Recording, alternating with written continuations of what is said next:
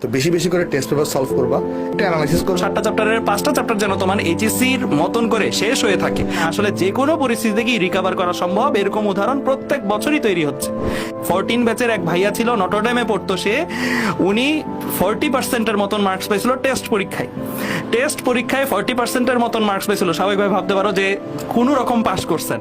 তো উনি আমার জন্য ইন্সপিরেশন ছিল এইভাবে, কারণ উনার সময়ের বুয়েট এক্সামে 8ম হয়েছে বুয়েট। আর সামনে আর কয়েকটা দিন আছে এইচএসসির। হাতে ধরে আমি যদি বলি 27 দিনের মতন তোমরা পাবা। তার মধ্যেও যদি প্রথম পরীক্ষা বাংলা হয়, প্রথম পরীক্ষার আগে তোমরা 4-5 দিন বাংলার জন্য টাইম রাখলে নিয়ার অ্যারাউন্ড 20-22 দিনের মতন সময় আছে। এই 20-22 দিনের জন্য আমাদের সবার ভাইয়ারদের তরফ থেকেই পরামর্শ একটা, যে তোমরা দেখছো অলরেডি রুটিনে কিন্তু সব পরীক্ষার আগে সমান পরিমাণ বন্ধ নাই। বিশেষ করে কয়েকটা পরীক্ষা আছে যেগুলো, বিশেষ ফিজিক্স, কেমিস্ট্রি, কয়েকটা জায়গায় আছে একদিন করে বন্ধ। তো যেখানে একদিন করে বন্ধ, সেই সাবজেক্টগুলা তোমরা এখন একটু জোর দিয়ে পড়ো। এখন এমন ভাবে পড়ে ফেলো যেন তোমাকে যদি কোনো প্রস্তুতি ছাড়াও ওই পরীক্ষাটা দিতে বলে এইচএসসি শুরু হয়ে যাওয়ার পরে, তুমি যেন দিয়ে আসতে পারো। অ্যাটলিস্ট আমি যদি বলি 7টা চ্যাপ্টার, তো 7টা চ্যাপ্টারের 5টা চ্যাপ্টার যেন তোমার এইচএসসির মতন করে শেষ হয়ে থাকে। ওইটা না দেখে গেলেও যেন তুমি পারো। এই জিনিসটা তোমাদের এখন ফোকাস করার সময়। আর এর রেজাল্টটা আজকে দেখতে পাবা। সেই রেজাল্টে আমরা তোমাদের বলে দিব যে মোটামুটি কিরকম মার্কস আসছে, কিভাবে কতটুকু মার্কস বা কতটুকুর কাছাকাছি তুমি পাইলে তুমি বুঝতে পারো যে তুমি ট্র্যাকে আসো।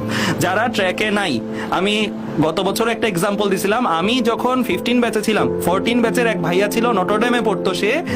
উনি 40%-এর মতন মার্কস পেয়েছিল টেস্ট পরীক্ষায়। 40%-এর মতন মার্কস পেয়েছিল। স্বাভাবিকভাবে ভাবতে পারো যে কোনো রকম পাস করছেন। তো উনি আমার জন্য ইন্সপিরেশন ছিল এইভাবে, কারণ উনার সময়ের বুয়েট এক্সামে 8ম হয়েছে বুয়েটে। তো এইটা আমি যখন এই জিনিসটা আমি যখন শুনছি ভাইয়ার ঘটনাটা, তখনই আসলে আমার মধ্যে মনে হয়েছিল যে না, আসলে যে কোনো পরিস্থিতি থেকেই রিকভার করা সম্ভব, এরকম উদাহরণ প্রত্যেক বছরই তৈরি হচ্ছে। তো তুমি ওই উদাহরণ হিসেবে দাঁড়াও, যেন পরের বার আমার আর ওই ভাইয়ার এক্সাম্পল না দিতে হয়। আমি যেন এক্সাম্পল দিতে পারি যে আমাদের পটেনশিয়াল বুয়েটিয়ান এক্সামে 24 ব্যাচে একটা ছেলে এইরকম করছে, ও পরবর্তী ব্যাচে এই পজিশনে। তোমরা হয়তো অলরেডি দেখে থাকতে পারবা আমাদের কমেন্টগুলোতে, কিন্তু এরকম অনেকেই বলছে যে পটেনশিয়াল বুয়েটিয়ান এক্সাম ফেল, এবং আমি টপ 200-এর মধ্যে, এরকম কমেন্টও কিন্তু আসছে আমার পোস্টের মধ্যেই। তো কোনো কিছুই আসলে অবাস্তব না, কোনো কিছুই আসলে এমন না যে তুমি অলরেডি হেরে গেছো। এখনো খেলা শুরুই হয়নি। খেলা শুরুর আগেই হার মানা যাবে না। তোমার এখন যেটা মেইন চিন্তা ভাবনা থাকা উচিত, ভাই আমার সামনে এক্সাম, তো আমার এই এক্সামের জন্য আসলে ভালো করে আসলে আমাকে প্রিপারেশন নিতে হবে এইচএসসি এক্সামের জন্য, কেমন? তো বেশি বেশি করে টেস্ট পেপার সলভ করবা, একটা অ্যানালাইসিস করবা যে তোমার পূর্বে এই বিভিন্ন বোর্ডে তোমার কোন কোন টপিক থেকে আসলে বেশি কোয়েশ্চন আসছে, ওগুলোকে ভালো করে পড়বা। আর প্রথম পরীক্ষা কিন্তু বাংলা এক্সাম, আর প্রথম পরীক্ষাটা ভালো হওয়া খুবই জরুরি, কারণ প্রথম পরীক্ষা যদি ভালো হয় তুমি কিন্তু ফ্লোতে পড়ে যাবা। ঠিক আছে? তো এই জন্য বাংলাকে আমরা অনেকে অবহেলা করি। প্রথমে কিন্তু আমি বলবো অবশ্যই 5 থেকে 6 দিন তুমি টাইম রাখবা প্রথম পরীক্ষার আগে যেন বাংলা পড়ার।